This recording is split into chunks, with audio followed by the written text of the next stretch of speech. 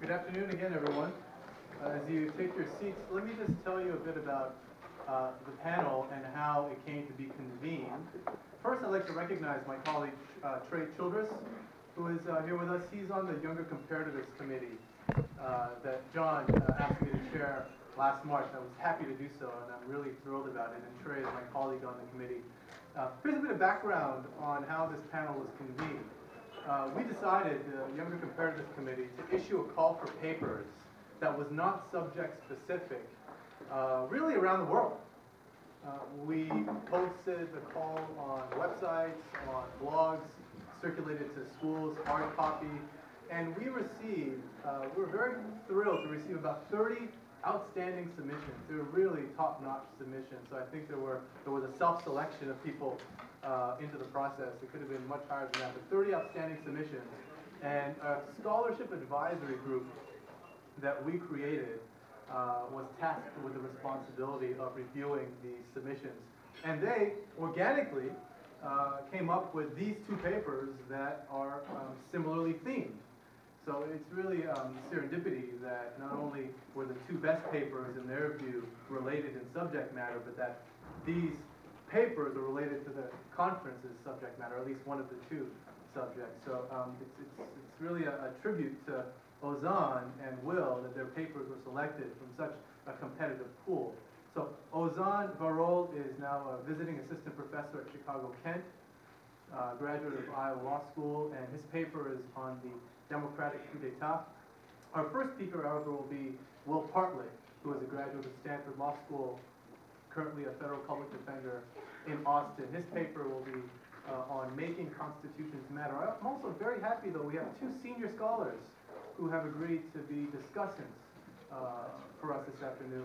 Laurie Klaus joins us from the University of San Diego, where he's the Herzog Endowed Scholar and Professor of Law. He's working on a book that's based on his excellent article called The Empty Idea of Authority. And Fred Morrison of the University of Minnesota, really an institution in and of itself. So I'm really thrilled that they agreed to participate. My only regret, and I do have a regret, is that the third senior scholar I invited to participate was not able to do so because of scheduling conflicts, and that's Kim Shepley. She would have been very, very well situated to comment on the papers here tonight. But without further ado, let me call on Will Partlett to give his presentation, and thank you very much.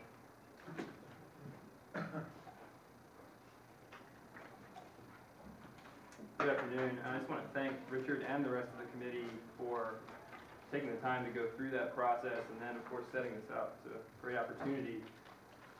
Let me just start by saying, before I went to law school, I got a doctorate, a master's and doctorate in Russian politics and Soviet history. So a lot of my paper today is going to be based on post-communist constitutional change and looking specifically at the question that I've posed here, or the issue of how do you make the Constitution matter? And let me just drill down a little bit more and discuss what exactly I mean by that question.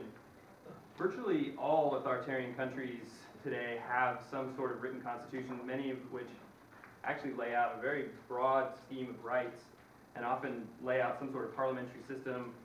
Sometimes maybe have a president, maybe don't, but create a system that actually organizes the state. Of course, in a lot of those governments, you have a ruling party that, of course, rules over and is the ultimate, and in somewhat of like a Leninist-style organizational structure, will then controls that state structure that's laid out in the Constitution. So the question I'm interested in, is there a process for, and I was looking, and the comparative experience I'm using here is post-communist, is there a process by which we can think of making these written constitutional limits actually matter? How do we, as Partlett said, how do we make the Constitution seem sacred?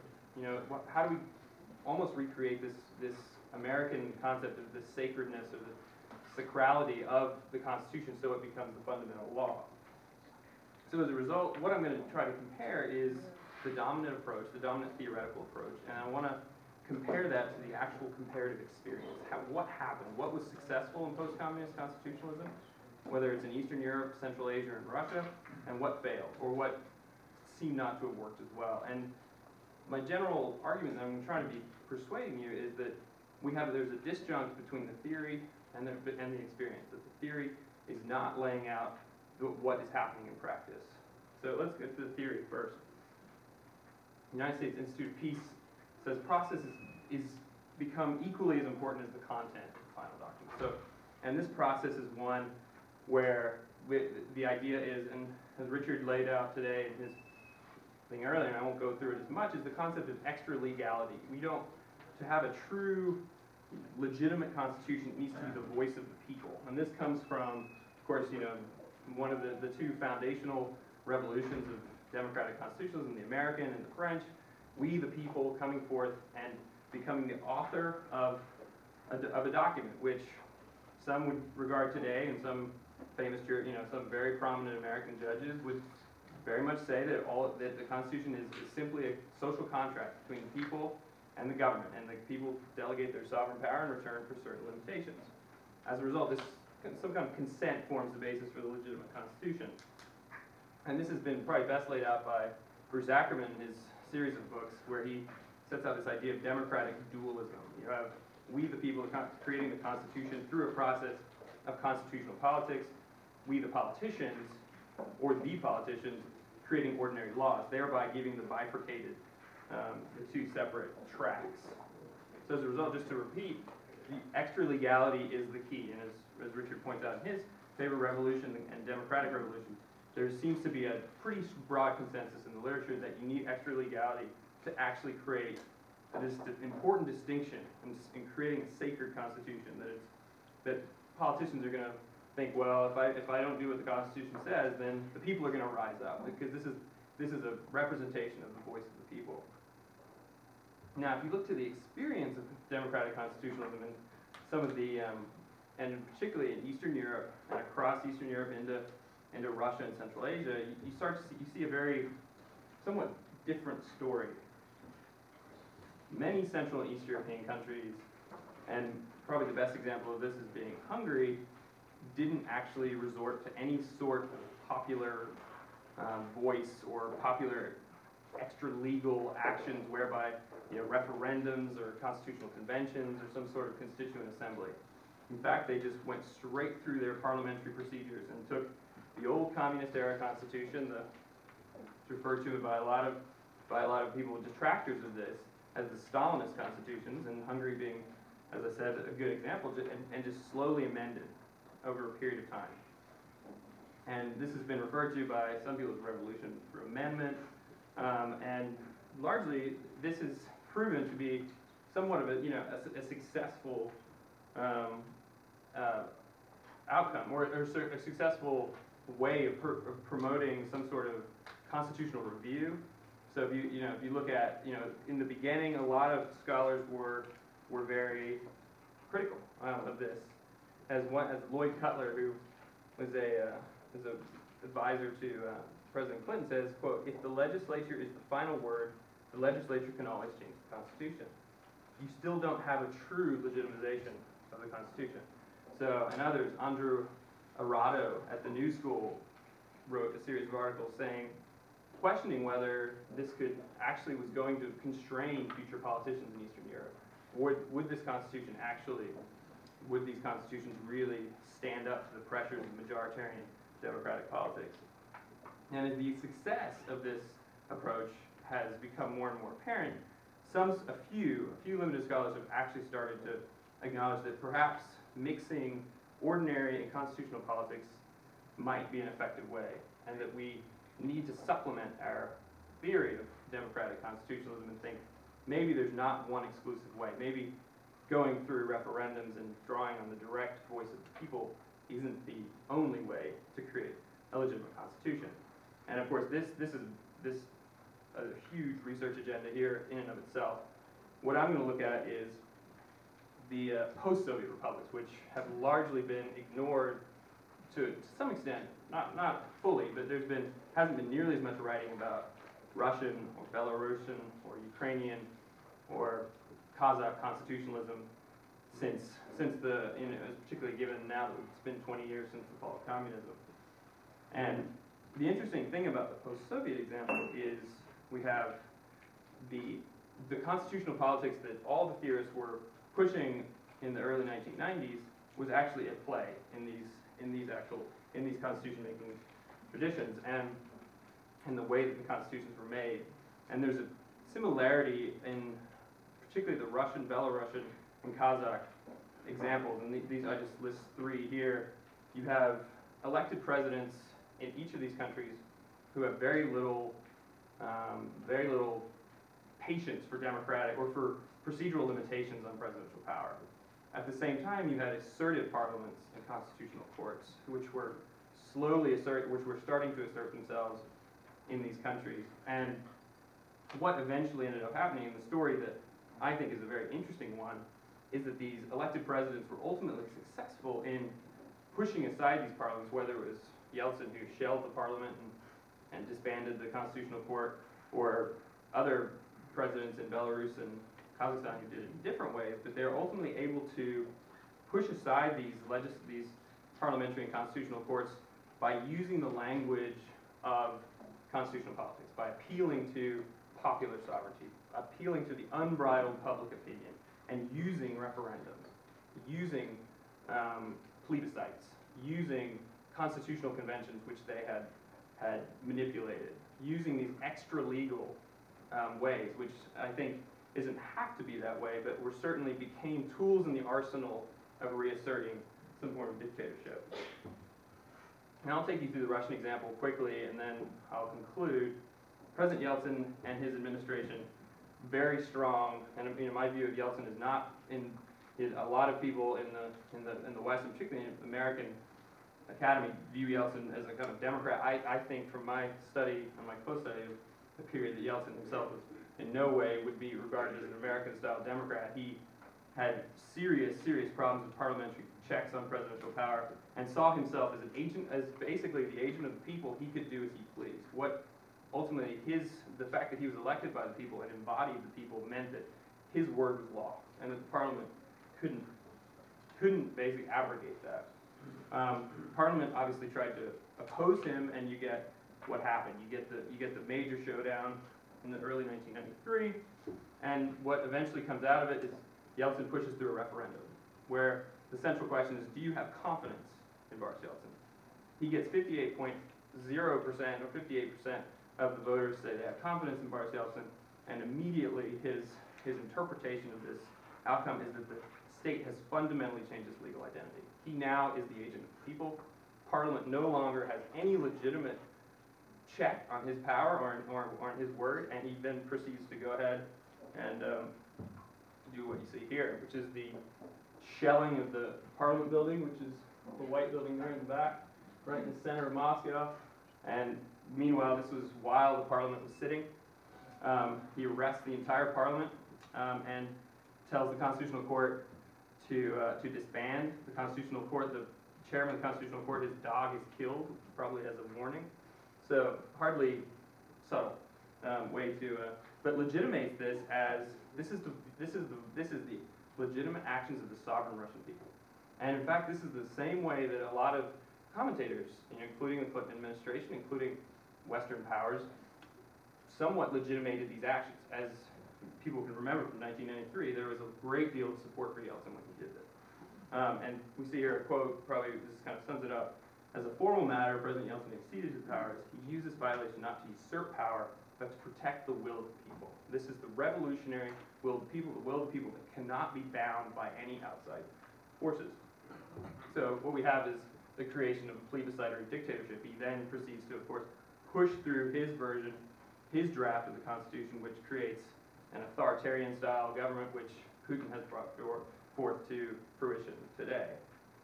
So, and I'm going to skip the Belarusian and Kazakh examples because I'm going to try to keep my comments down. But to go to conclusions, I think the dominant approach, and the approach that is very, very influential in the way that we view democratic constitutional making in new democracies, is problematic for certain reasons. First, I think it glorifies a process that is unregulated by formal rules. We take away any pre-existing rules or laws, and we say that they are not legitimate. And they should not be legitimate limitations on what happens. And as a result, you have to rely on informal norms if something is going to, because ultimately the constitution making process is going to be characterized by disagreement. Now, the disagreement can end up in shelling the parliament with tanks, or the disagreement can end up being resolved by external norms. I would prefer some sort of external norm to ultimately decide how that disagreement is resolved. And I think some of what Don Horowitz was talking about this morning, I agree with. I think if you can take the pre-existing communist era constitution or a pre-existing constitution, if it's workable, and in a lot of authoritarian, post-authoritarian countries it is, if you can use that to then structure the process going forward, I think that's a better way. Otherwise, you risk this outcome, and you risk the idea of a plebiscitary dictatorship. And here we have, you know, the concept and the danger that Hannah Arendt talks about in terms of the danger of ununified public opinion in her book on revolution. And as she writes, the only institution that corresponds to the unbridled rule of public opinion, which then puts an end to the citizens' right to vote, to choose, and to control their government. So, as a result, there's the importance of a medium, as I was talking about before, the importance of some sort of rules for how you create a new constitution, and how, if you want the people to speak, the people need to speak through some sort of medium or with some sort of constraints. The Eastern European answer was to take the ordinary politics, take the communist era constitutions and take the parliamentary procedures and simply use those to build new constitutional orders. And it seemed to have worked, and they avoided the post-Soviet problems, and certainly weren't for lack of trying. There were examples, particularly in Albania, where President Berisha tried to push through his presidential draft without any parliamentary involvement, and simply said, I'm going to put this to a referendum, and was ultimately unsuccessful, and most likely to Albania's to the better for Albania, but was blocked by both the Constitutional Court and Parliament. So it certainly is something that Eastern Europe was, that taking ordinary politics was a potential solution. So as a result, just to sum up, I think we have two pretty broad conclusions that are still part of my research agenda that I'm still working on, which is one, you can create legitimate constitutions, and Eastern Europe was able to do so without appealing directly to the voice of the people. You can do it through ordinary politics, not through constitutional politics. And second, maybe that's a better approach overall. It certainly doesn't mean you're going to lead to some sort of plebiscitary dictatorship if you use constitutional politics, but it raises the risks that you're going to have some sort of return to authoritarian style leadership. Thank you.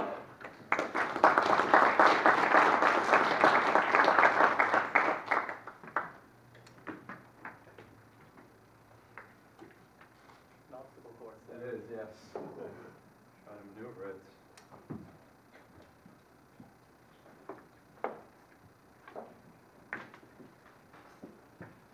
Hi everyone, let me just echo Will's comments and thank Richard and the rest of the committee for not only putting this panel together, but also keeping us younger comparativists connected to each other, which is really important, so thank you. This article examines the typical characteristics and the constitutional consequences of a largely neglected phenomenon that I call the democratic military coup d'etat. And of course that term comes across as an oxymoron, right? Because the term military coup d'etat, which is French for stroke of the state, brings to mind military coups staged by power-hungry military officers like Colonel Gaddafi, not to bring about structural regime change, but to concentrate power in their own hands and run the nation as dictators. And the assumption that all military coups fit within this traditional anti-democratic mold pervades the literature. The literature assumes that all coups constitute an affront to democracy and stability. And federal law in the United States reflects the same disdain for military coups by prohibiting financial assistance to the government of any country whose head of state was deposed by a military coup or decree. Drawing on fieldwork that I conducted this past summer in Turkey and Egypt, the article challenges this conventional framework and its underlying assumptions. The paper has two theses. First, the paper argues that we need to abandon this view that all military coups are bad, all military coups strike a blow to stability and democracy. Military coups can be normatively acceptable methods for transitioning a dictatorship to a democracy. And although all military coups certainly have anti-democratic features, some are distinctly more democratic than others because they respond to a popular opposition against a dictatorship and depose that dictatorship for the limited purpose of holding free and fair elections of civilian leaders. After the military assumes power during a democratic coup, there is a transition period that follows, typically 2 to 3 years, where the military engages in a number of housekeeping tasks to hold democratic elections. And in the article, I focus on one specific housekeeping task, which is the drafting of a new constitution to replace the constitution that governed during the dictatorship. The second thesis in the article is that during the constitution drafting process, the military behaves as a self-interested actor and entrenches its policy and institutional preferences into the new constitution that's drafted during that process. So in every democratic coup, there seems to be this Faustian bargain between the military and the people, where the military extracts a price in the form of constitutional entrenchment for turning power over to the people at the end of the transition period. There's very little literature on military's role in constitutional design. The idea that the military might play any role, let alone a significant role in the drafting of a constitution, is really foreign to us. And so the article tries to fill that void in the literature by developing a framework for examining what I call a democratic coup and its constitutional consequences in 3 case studies: the Turkish coup of 1960, the Portuguese coup of 1974, and finally the ongoing and incomplete coup in Egypt. So in this talk, I'll first briefly explain what I mean by a democratic coup. Second, I'll discuss how constitutional entrenchment works. And finally, I'll briefly speak about the normative implications of this project. So what does the article mean by a democratic coup? A coup is not democratic in the traditional sense of that word. After all, the military doesn't come to power by elections. It comes to power by the use of force or the threat of force. The article calls the coup democratic because the coup is staged with the objective of transitioning the nation to a democracy, and most importantly, the coup ends with the free and fair elections of civilian leaders. And the regime that emerges out of a democratic coup conforms to Samuel Huntington's seminal definition of procedural democracy, which is a regime in which political leaders are selected through free and fair elections. What incentive does the military have in staging a democratic coup? What makes the military, which might at first support an authoritarian regime and maybe even take a role in its establishment, turn its guns against it? The article argues that it's self-interest. Like politicians, military leaders are self-interested actors. And broadly speaking, the military as an institution has 2 primary interests. One of them is the military desires to preserve and promote its privileged status in society. Militaries in countries like Egypt and Turkey are very popular institutions. They've got vast economic interests, and the military wants to protect them. Second, the military also wants to preserve stability within the country. An unstable regime is a distraction for the military. It detracts the military's focus from its primary mission, which is to defend the nation against external threats. And broadly speaking, authoritarian regimes tend to be unstable because they rely on force or the use of force to suppress the opposition. So at any moment, there's a tension between the authoritarian regime and the people, and being first and foremost concerned with self-preservation, the military must constantly weigh that tension. If the regime is strong enough to suppress the opposition, it's in the self-interest of the military to side with the regime.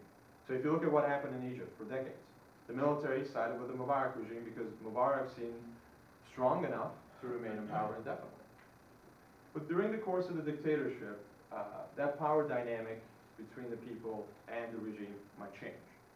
And the popular opposition may become strong enough, powerful enough to thwart opposition suppression efforts by the authoritarian leaders. And the change in that power dynamic will cause the military's incentives to shift as well. If the public becomes strong enough to overthrow the regime, it will be in the military's self-interest to stage a coup and transfer power to the people. That allows the military to enable the establishment of a more stable regime, democracy, and also preserve its own interests during the transition process that the military leaders themselves will control. So, for example, the Egyptian military seized power from Mubarak when it became apparent that Mubarak could not control the millions of people gathered in Cairo and Tahrir Square and beyond, and the international community withdrew its support. And following the coup, the military continues on a self-interested path. And in this article, I focus on one specific type of self-interested behavior, which is constitutional entrenchment. That refers to the military's placement into the new constitution that's drafted during the transition process, provisions that favor its policy and institutional preferences, and that seek to perpetuate the military's voice in the political affairs of the nation even after the military hands over power to democratically elected leaders. That can happen in one of three ways: procedural entrenchment, institutional, and substantive. First, the military might set up the transition process so that the process yields a substantive outcome that's favorable to the military. For example, the military might decide to hold democratic elections within a short time frame. That makes it difficult for new parties to form and establish themselves. That seems to be what's going on in Egypt right now. The revolution happened in February. The elections were initially scheduled for June. They're now scheduled for November, but that gives new parties, including youth groups, the vanguard of the revolution, very little time to establish and promote themselves. So it's widely believed that quick elections in Egypt are going to support the more established parties like the Muslim Brotherhood, which has pledged to support and preserve the structures that have benefited the Egyptian military over the past few decades. In addition to controlling the timeline for the elections, the military might also alter their sequence. And three types of elections might take place in various different orders during this process: presidential elections, parliamentary elections, and elections for a constituent assembly to draft a new constitution. And the determination of which of those institutions elected first can have profound substantive consequences. So if you elect the president first, and a strong president is in place during the constitution drafting process, that makes it less likely for the constitutional drafters to opt for a parliamentary design as opposed to a presidential design. But if you have a constituent assembly first, and the Constituent Assembly drafts a constitution without the president being in place, that makes it more likely that the drafters might opt for a parliamentary design. At least it remains a possibility. Institutional entrenchment. In a democratic coup, by definition, the military will eventually hand out power to democratic elected leaders. So, foreseeing their inevitable loss of power, the military leaders have an incentive to create counter-majoritarian institutions like a constitutional court that will preserve the military's institutional and policy prerogatives and strike down democratically enacted legislation that's contrary to those preferences. So the military might create a constitutional court comprised of judges that's favorable to the military's views that will strike down democratically enacted laws. The structure of the court, the appointments process, the rules for standing will all tend to reflect the military's interests. So for example, in Turkey, following a coup in 1960, the military created a constitutional court. A majority of the justices, the right to appoint them, was given not to the elected branches, but to appellate courts, whose views had traditionally been aligned with the military's policy preferences in Turkey. The military adopted a very broad definition of standing. It gave universities power to seek judicial review, abstract judicial review. So this law school faculty, by a majority vote, could invoke the abstract review power of the court. And that's because universities have traditionally been aligned in Turkey with the protection of secularism and national unity, which are principles much cherished by the Turkish military. And the creation of a constitutional court is especially attractive because that allows the military to let a different branch do its dirty work, so to speak, and avoid accountability in the process. So that's institutional entrenchment. Third and finally, the military might actually reserve substantive powers for itself in the democratic constitution, in the new constitution. So following the Portuguese coup of 1974, the military reserved powers for itself to enact laws, and to act as a constitutional court judging the constitutionality of laws that have been passed by the legislature. To a lesser extent, the military, like the Turkish military did in 1960, include a guardian of the nation clause in the Constitution that said the Turkish military is the guardian of the nation. And that might seem innocuous because, after all, yes, the military protects the nation, but the military will invoke that constitutional clause to protect what it deems to be the fundamental principles of the republic, in the Turkish case is secularism, from democratically elected governments. So what does this mean? As a result of constitutional entrenchment, the military basically becomes a fourth branch of government, at least for a certain period of time following free and fair elections. And that has important implications on how we view the role of the military in a constitutional order, which I plan to explore in future projects, but I just wanted to briefly mention my tentative conclusions here. At first blush, and this was my first thinking too when I wrote this article, the idea of a democratic coup and constitutional entrenchment are in tension with each other. Because even though the military hands over power to democratically elected leaders, it also, constitutional entrenchment gives the military an ongoing voice in the nation's political affairs. But I think that constitutional entrenchment within limits might serve important purposes. Democratic regimes that have emerged from a long period of dictatorship are fragile. They're prone to breakdown. They might rebound to authoritarianism, or they might be captured by a small, powerful, and potentially dangerous faction, like what happened in Iran in 1979. And the military might play an important role in that post-authoritarian period, checking and balancing the political branches and promoting stability in the nation to allow democracy, and perhaps even liberal democracy, to move forward. So the Turkish military, since 1960, has helped preserve democracy and secularism in Turkey by keeping theocratic leading governments in check. I should also note that constitutional entrenchment does not last forever. And Turkey and Portugal, which have both experienced this democratic coup phenomenon, are vibrant democracies. Portugal removed the military residue from its constitution 8 years after the coup. Turkey is in the process of writing a new constitution as we speak to get rid of the military residue. And Egypt's story is still in the making, so we'll see what happens there. But I'll stop with that and turn it over to you. Thank you.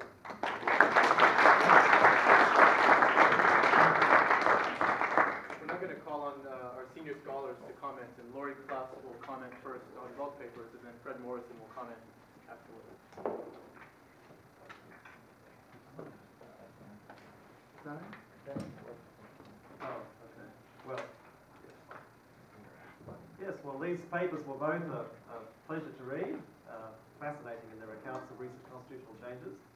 And I'd like to suggest that a theme that unites the insights of the two papers is the perils of charismatic leadership. That may be more obvious in the case of Williams' paper than in the case of Ozan's, but I'd actually suggest that I'll say a little more later about that a feature of uniting the stories that you tell in your paper, Ozan, is the absence of a single charismatic military leader in the particular militaries you're talking about. And when I say charismatic leadership, of course, I'm alluding to Max Weber's famous account of the origins of human leadership in the experience within a group of a psychological dynamic we call charismatic authority, right? What the ancient Romans called authoritas, this phenomenon of one person simply inspiring or awing or terrifying everyone else into following his lead. The interplay of his personality and character with the happenstance of group history that leads to a situation where somebody is positioned to dominate in that kind of way. And Williams' paper gives account of constitutional changes through which such a dominant person was able to get his way and secure himself, exploiting his popularity to create a system that concentrated power in his hands and in too few hands, and so a Yeltsin can pave the way for a Putin. And William rightly notes that popular referenda are no safeguard against such a person while he's flavour of the month, and he can take his transient popularity and build power concentrating structures that are then very hard to displace. And I think that Williams' account certainly supports the conclusion that authentic power sharing has good odds of begetting authentic power sharing, and that concentrated power rarely yields itself up to authentic power sharing. What I'd like to do, though, is question whether the distinction with which you engage, it's a distinction that obviously Ackerman and others have set up for you, but you're engaging with the distinction between extraordinary politics and ordinary politics, whether that's a distinction we should care about at all, whether that really is a relevant distinction to the whole thing we're trying to get our heads around here. You know, whether it happens through existing institutions or whether it happens through extraordinary processes designed specifically for constitutional change, we can hope for a power-sharing output if we have a power-sharing input, right? If you have a genuinely inclusive constitutional convention, it's likely to produce a genuinely inclusive constitutional document. If you have a rigged drafting process, it'll produce a rigged outcome, and that is just as true if the rigging happens through existing institutions as if it happens through specially constituted ones. What you do show is the perils of popular referenda, especially in circumstances where you've got a charismatic leader. But popular referenda, of course, are a problem even when they operate as part of ordinary politics, right? Nowhere are people more aware of the perils of popular referenda in ordinary politics than the folks here in Sacramento, right? Proved completely incapable of doing their job of managing the state's finances because the people of California vote for politicians who spend and vote for referenda that preclude the levels of taxing that will allow the spending to happen. And these referenda can, of course, in California be initiated in the ordinary course of tackling statutes as well as tackling constitutional documents. So maybe the key distinction is not extraordinary versus ordinary. Maybe it's more the question of, does the process of constitutional change, whichever way we do it, work in a way that is inclusive and deliberative? And referenda just aren't deliberative enough, right? They can be a very valuable check on a deliberative process. Right? You need the inclusively chosen deliberative process to kick things off. And then, whether that happens through existing legislatures or through specially selected conventions, what you need is that genuine power sharing in that process that can then be checked by a referendum vote as a follow-up if one wishes. And many of the, some of the older constitutions, I'm thinking particularly of my homeland, has a referendum process that follows on from an initial parliamentary vote. And requires a majority in a majority of states as well as an overall majority, and has proved a very substantial check on constitutional change. Now, you've burrowed in depth in your scholarship prior to law school into the Russian story of those years in a way that I can't compete with at all, but I was, I guess, slightly older than you at that time, and I sort of remember it a bit, and my memory of it is just from the sort of Western accounts of what was going on there, was that we had the terror of the machine. Our worries about Cosmolatov were that we had these structures in Soviet Russia for decades, right? Supreme Soviets and courts and things, and they were all captured by this party machine. There was this one monolithic party machine that was really running everything and nominating who went where. And the worry was that there was sort of a fatalism that a strong man would emerge in Russia. That's Russia. And the worry was just, well, this Kazbalatov, he's the guy. He'll be captured by all these apparatchiks, and we'll just have the communist machine rolling us. I think that explains some of the Western support for Yeltsin. Of course, Yeltsin had practice at having fights around that parliament building, both from the inside as well as the outside. So he probably figured that they could take the shelling, seeing he had. Now, toward the end, you contrast the power-concentrating changes through extraordinary processes that you describe with the American story, and you say that the American delegates shared assumptions about how the convention would be conducted and the new draft ratified. And I want to suggest that the American story actually contains more elements in common with your stories and the Russian story than you're allowing. I mean, Congress, under the Articles of Confederation, had allowed the convention to happen for the purpose of amending the existing articles, right? And in fact, this Federalist faction hijacks the thing, proposes a totally transformative document that centralizes power, and proposes that the change has to happen not through ordinary politics, not through the method prescribed in the Articles for their own amendment of unanimous votes of all the state legislatures, but rather through this other method of specially selected constitutional conventions. And to justify that maneuver, Madison pulls a Yeltsin. Madison says, the people are the font of all power. We can just revert to the people. All difficulties are got over, says Madison about that. And what saves the day, we might think, in America is two elements. that were critically different. First, both the drafting process at Philadelphia and the subsequent ratifying conventions were genuinely power-sharing, inclusive, deliberative processes. The fix was not in, the vote in Virginia was 89 to 79, and Henry and Mason obviously thought they could potentially win. They needed to switch 5 votes, so they would have. In New York, it was even closer. It was 30 to 27. And the 3 delegates from New York to the Philadelphia Convention split 2 to 1 against the document. Hamilton's fighting both Yates and Lansing. So you had a real debate going on there, and you had genuine compromise, both at Philadelphia. You end up with real compromises, and then in the ratification of the first 10 amendments, the proposing ratification of the first 10 amendments, you effectively are getting a compromise there as well with these various states that said we really would like more protections. Second thing that distinguishes the American story from the Russian one is that the charismatic figure who could have set himself up Yeltsin style had he been so inclined and campaigned accordingly was not so inclined, right? That Washington, who was obviously going to be the first president, who was chairing that Philadelphia convention, did not have the inclination. Hamilton wanted him to. Hamilton wanted him to be president for life, proposed it to the convention, and we got lucky. America got lucky that the charismatic military leader, who was obviously going to end up the president, didn't want to be a dictator, just as South Africa got lucky with Nelson Mandela.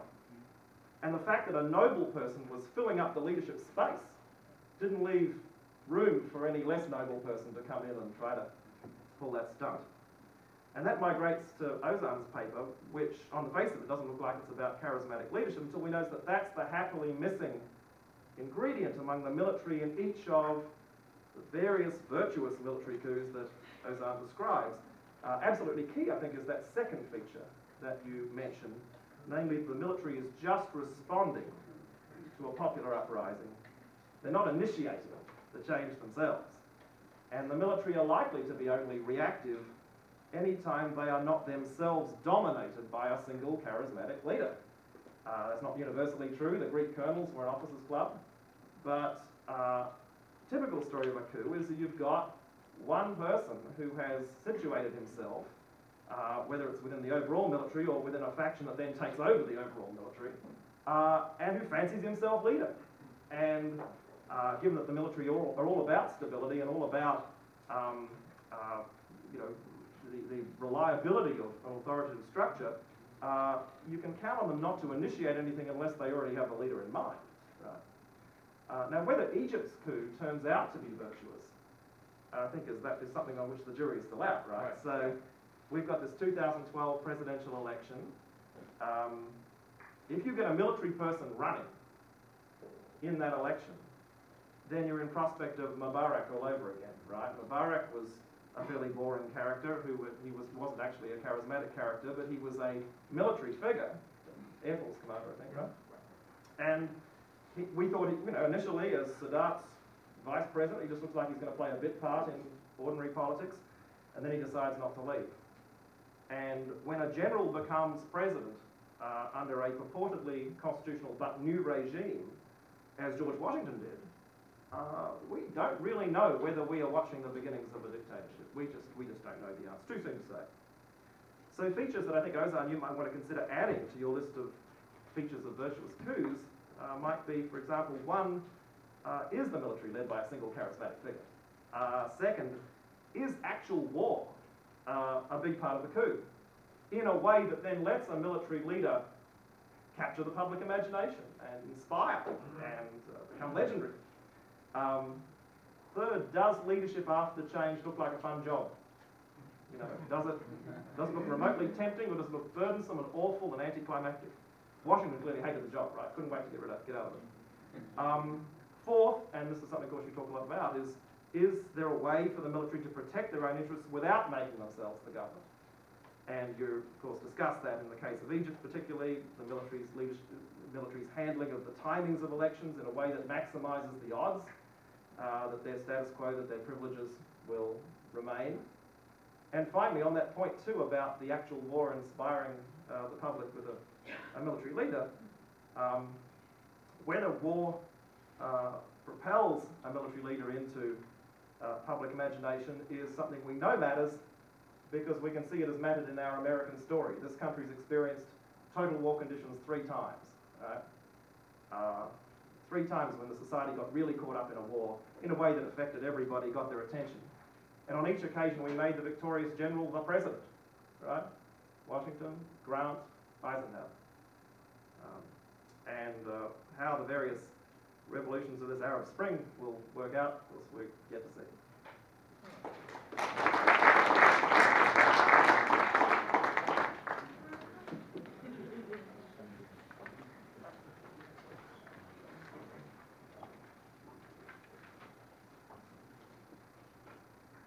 I'm Fred Morrison. I'm very glad to be included in this younger scholars panel. I think, I'm trying to look around the room, I think I'm probably the senior member of the society here, except maybe Professor DeLucchio, who's up there. I've been a director since 1973. So that sort of dates me as not belonging to this group. Let me say a few things about the topic and the selection of the 2 papers. This shows the increasing importance of public law issues and of fundamental philosophical issues about the organization of the state and state power. Most of our scholarship over the last 40 years has been on the private law side.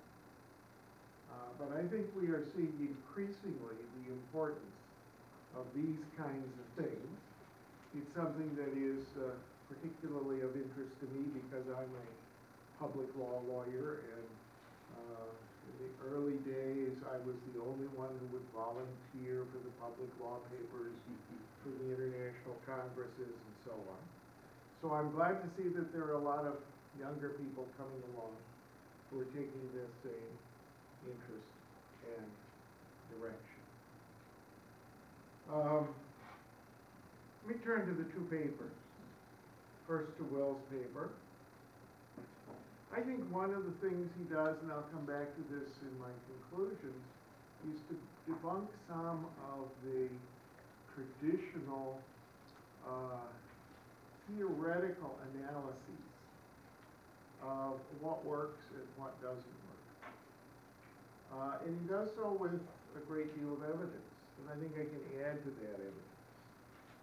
The traditional theoretical, ideal, typical notion is that it would be better to have a convention, some kind of other super legal institution creating a constitutional norm, than to have it emerge from amendment and treatment of the prior instrument. And then he does the thing which we sometimes don't do, he does the empirical analysis. And we have 3 cases, I think I could make it 4, in which there was a convention and it became ineffective. There were grand things adopted, but something else came through and the system failed. And we have a whole lot of cases, primarily in what we would call Eastern Europe, in which the parliament, with a slightly new composition, many old communists there said, well, this isn't working, we're going to change it. And changed the Constitution, changed the electoral law, and so on. And lo and behold, they became less authoritarian and have now many of them merged into Europe and so forth. What's the difference there? If that theoretical notion doesn't work, what notion does work? One of the notions you have to think of is what's the inarticulated major premise of public authority in each of the areas. And here, I think, in your global area, the places that were Russian in the 19th century sense of Russian, had an imperial notion of strong authority, which meant that anything that someone who looked like an emperor could do was, well, that looks like an emperor. The ones slightly to the west of that, whether it was Hungary, Poland, the Czech Republic, which had been parts of Czechoslovakia, which had been parts of Austria and Germany and so on, had a rather different Western cultural notion of the way public authority was exercised. And so there simply isn't a possibility in the system. They're the ones that had to be militarily occupied in 1968, and they're the ones in which the authority structure broke down. I think one needs to think of those inarticulate major premises. I do want to add one thing on the protection of human rights in that group of countries. I've talked to people who were involved in this decision early on. All of them decided to join the European Convention on Human Rights. Why? Because they knew that something might go wrong domestically. And if they entrenched not in the Constitution, but they entrenched in an international instrument that would bring in probably not the military force of Germany or France, but the economic force of Germany and France if they suddenly backed out of human rights protection. They would suffer some consequences. And they knew there were always risks down the road. The Russian and Belarusian and Kazakh didn't really have that mindset, that approach, or that result. So that's my set of comments on your paper. I think on paper, the questions, you go about some debunking too. You say the traditional notion that every coup is anti-democratic is wrong. I think in a sense, we've known that, but again, the grand theory has told us that that was absolutely true.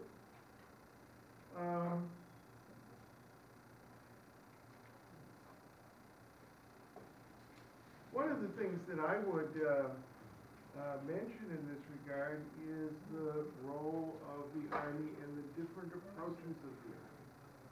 If the armies have been armies of major national defense, then it may be much easier for them to be anti-democratic. If they have been armies that are conscripted, in which the officers and the soldiers have civilian counterparts, they're only there for 2 or 4 years or some other thing, they're going to be going out particularly into a street demonstration of that kind with the notion not just of the chain of command, which is what they've been told, but with the notion that the guys that were here 6 months ago are now on the other side.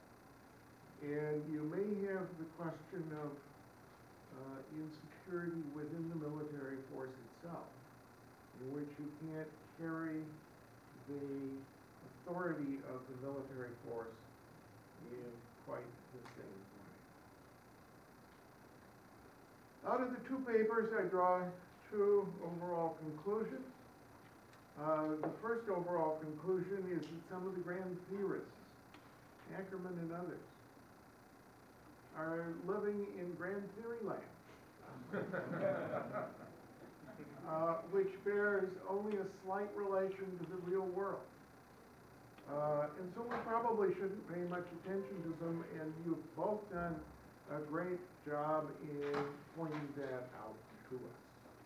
And I thank you for doing it. A second conclusion is that societal culture, that inarticulated major premise on which very fundamental legal decisions are made, is a major factor in the resolution of the kinds of things that you were talking about. And I will conclude with, I think in a sense, something that disturbed me a little bit about both papers, and maybe it shouldn't have, is that both of them talked about democracy. And what is democracy? And of course, we don't have a good answer for that. Is democracy the tyranny of the majority, or the interests of the majority protecting the legitimate interests of the minority, the various kinds of civil rights? Is it the will of all or the general will? And but I want to congratulate both of you on very outstanding papers.